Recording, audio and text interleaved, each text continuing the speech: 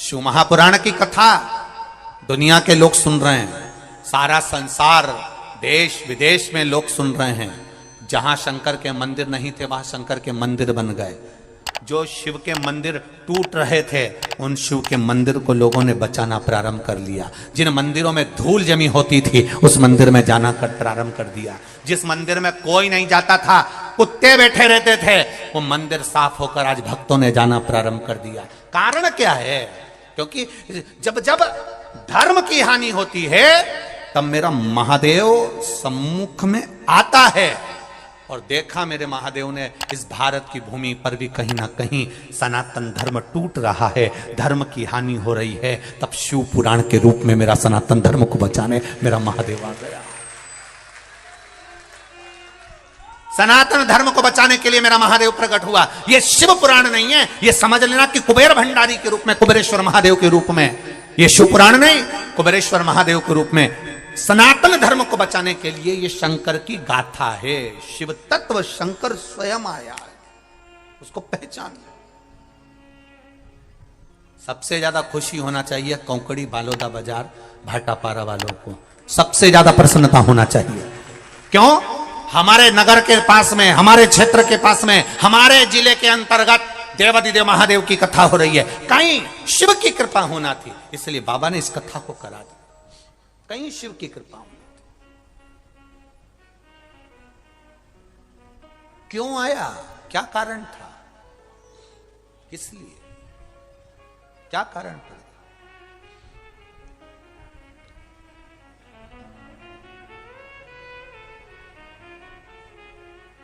साहब, जलंधर का बेर महादेव से नहीं है, पर जब महादेव बैठ गए तप करने के लिए, जब महादेव तप करने के लिए बैठे, मेरे देव अधिदेव महादेव तप की मुद्रा में लग गए। नंदी को मालूम पड़ा कि मेरे भोलेनाथ आज काशी से घूम कर आए हैं, शरीर बहुत, मेरे देव अधिदेव महादेव काशी से आए हैं तो जरूर अभी दूर से आवे तो थक जावे, कैलाश आए हैं।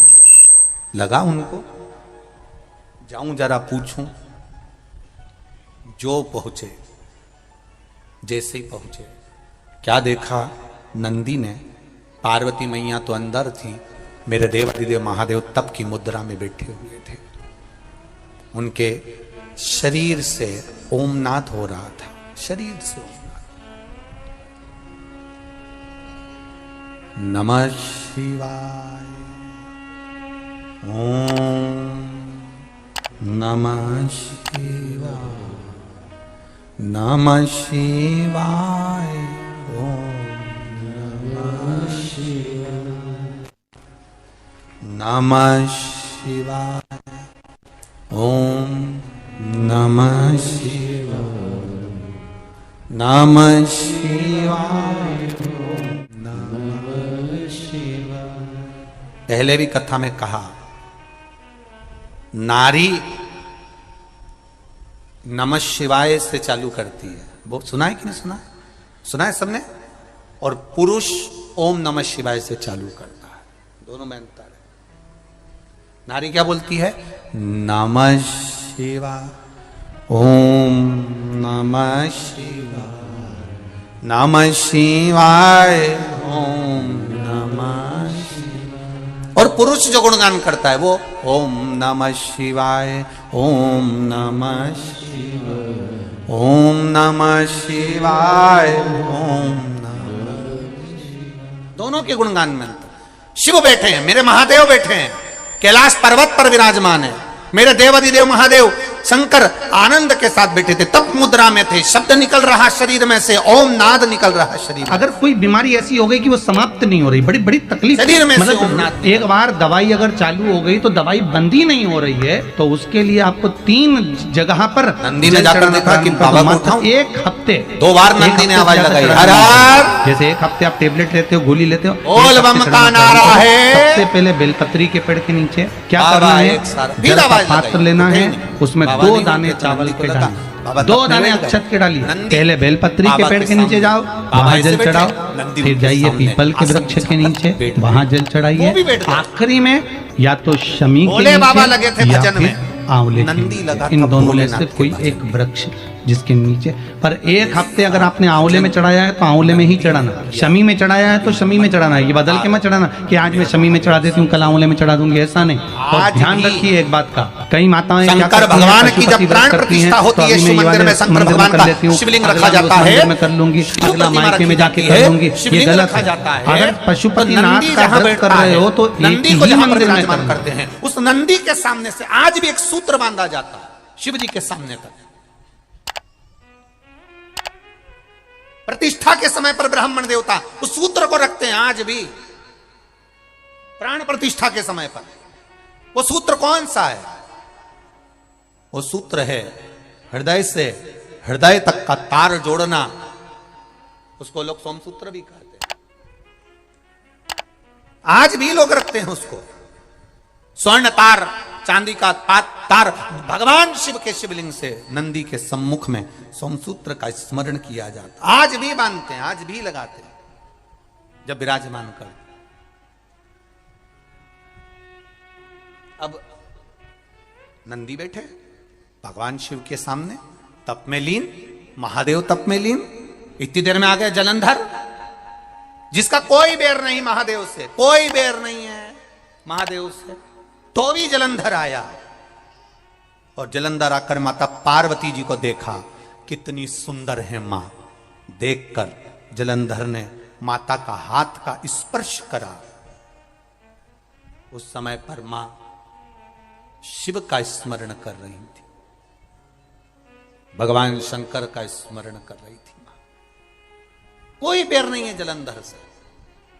और एक बात याद रखिए, जितने लोग आस्था चैनल पर कथा सुन रहे हैं, जितने फेसबुक यूट्यूब पर सुन रहे हैं, और जितने इस कौकड़ी गांव के अंतर्गत छत्तीसगढ़ में कथा सुन रहे हैं, मेरे धान के कटोरे में बैठकर आप लोग कथा का रसतत्व ग्रहण कर रहे हैं, एक बात का स्मरण जरूर रखिएगा, कोई कोई आपकी जिंदगी में ऐसा मिलेगा जिसका आपने कुछ नहीं बिगाड़ा, ना कभी उसको गाली दी, ना कभी अपशब्द कहा, आपके अपशब्द बोलने नहीं दिया, आपका हमेशा ना आपने कभी उसको गाली दी, ना कभी आप उसको पहचानते, ना कभी आप उससे मिले, ना कभी आप उससे जुले, और ना कभी आपने उसको देखा, केवल उसके बारे में सुना और अंदर से ईर्ष्या जागने लगी। कोई कोई ऐसा होता है। कर्ण की, राजा कर्ण की अर्जुन से कोई बैर था क्या? अरे बोलो तो जम के नहीं। अर्जुन ने कभी राजा कर्ण को, दानवीर कर्ण को कभी अपशब्द कहा था क्या? नहीं। पांडवों ने कभी कर्ण को कुछ कहा था? एक शब्द पांडव नहीं बोले कर्ण के लिए, एक शब्द नहीं बोले। उसके बाद भी कर्ण, उसके बाद भी कर्ण, अर्जुन, नकुल, सहदेव, भीम, युधिष्ठिर से बैर रखता था। ऐसे कई हैं जो पहचानते ही नहीं है, जो आपसे मिले ही नहीं है, जो आपको जानते तक नहीं है, बस आपकी प्रशंसा सुन नहीं सकते और उनके मन में ईर्ष्या जागृत हो जाती है। समझ लेना, ये जलंधर जैसी औलादें बहुत सारी हैं, बहुत।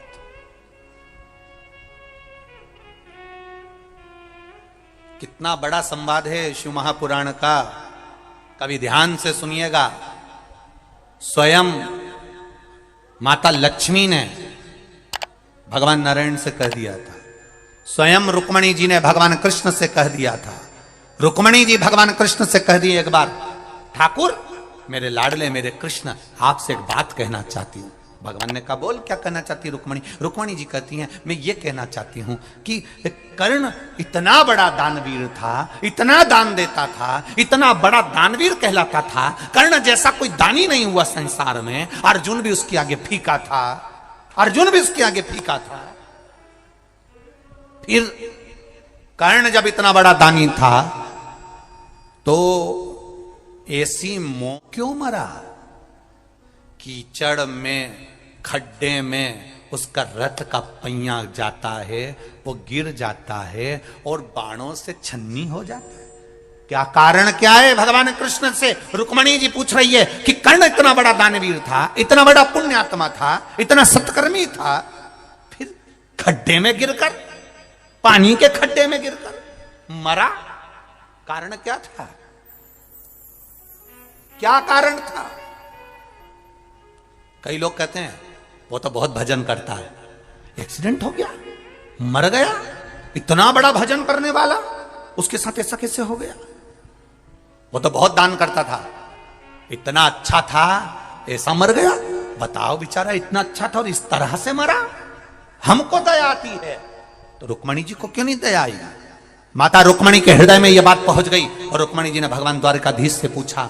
आज हस्तिनापुर जाने से पहले आपको बताना पड़ेगा कि राजा कर्ण ने ऐसा कौन सा कारण कर दिया था जो राजा कर्ण इस तरह से मरा है। वो तो दानवीर था, पुण्यात्मा था, इतना दान देता था, इतना सत्कर्म करता था, फिर ऐसा क्यों मरा है? भगवान द्वारकाधीश ने कहा रुक्मणी तुम नहीं जान सकती, तुम्हें क्या बताऊं?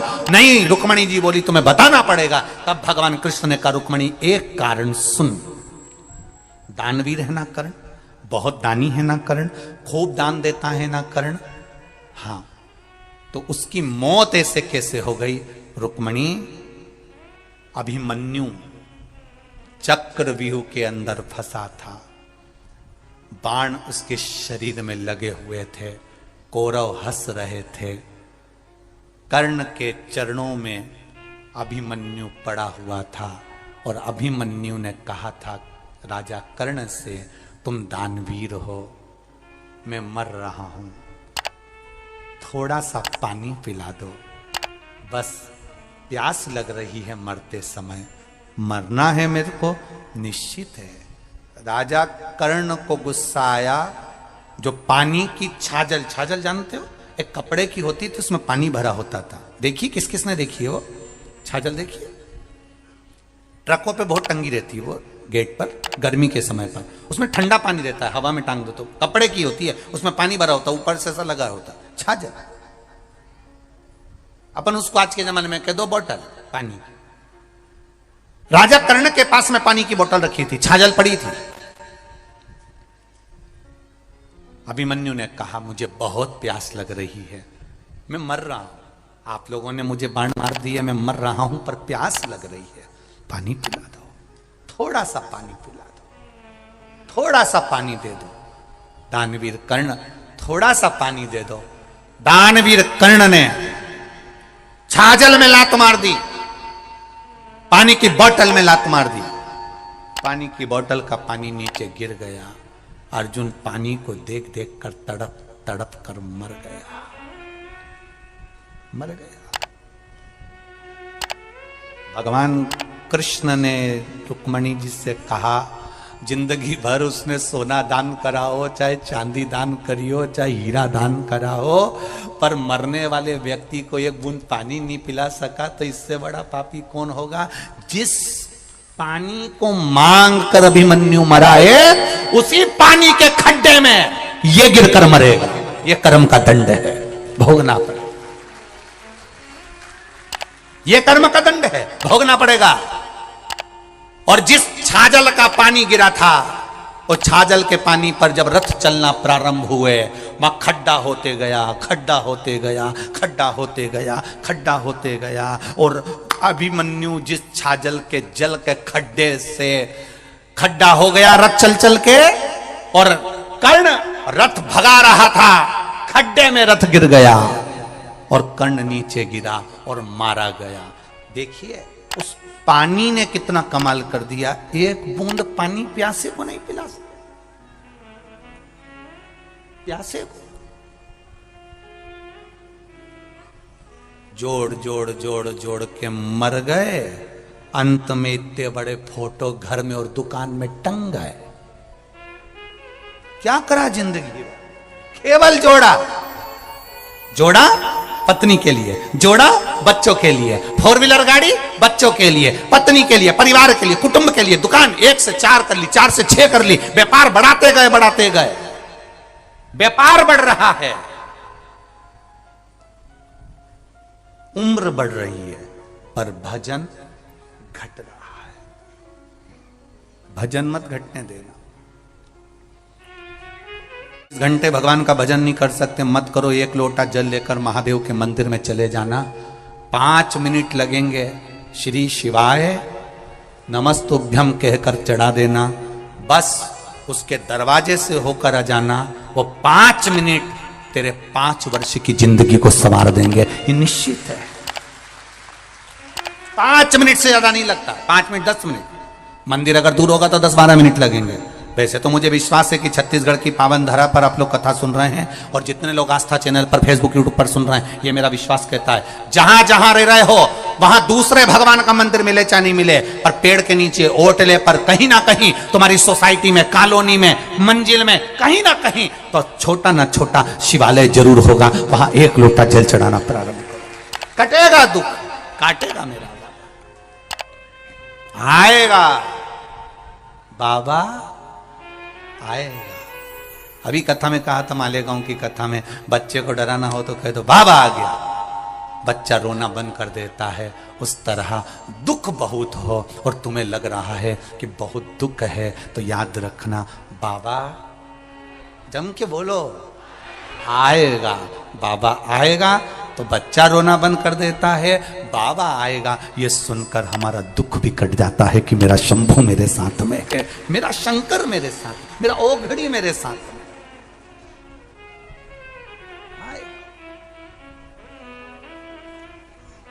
बुरे नहीं सकता।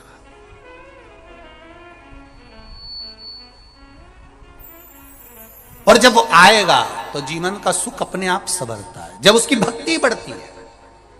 एक राजा कर्ण के मरने का चरित्र कह रहा है कि एक मरने वाले व्यक्ति को पानी पिला नहीं सका, तो मरा भी ऐसा कि उसी खड्डे में डूबकर, उसी खड्डे में रथ का पहिया फंसकर पटक गया, नीचे गिर गया। कभी कभी हमारा धन, हमारी संपदा ही हमारा दुख का कारण हो जाती है। बहुत पैसा होता है, बहुत पैसा होता है, तो कोई उसके बेटे को, पत्नी को, परिवार को कोई ले जाए, क्यों ले गए? पैसे के चक्कर में उठा कर ले गए साहब, किडनैप कर लिया ऐसा। धन इतना कमाया था, वो धन ही हमारा विनाश का कारण हो।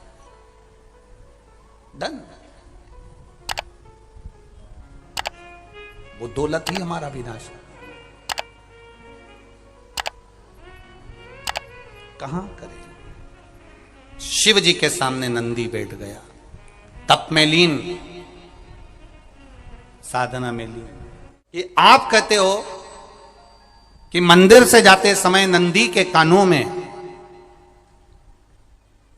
कहकर चले जाओ। बैठिए बैठिए बैठिए बैठिए। बहुत सुंदर प्रश्न है आपके, बहुत भाव से और आनंद से आपने करा, और जनमानस के कल्याण के प्रश्न है ये, केवल आपके लिए नहीं है, ये सबके लिए।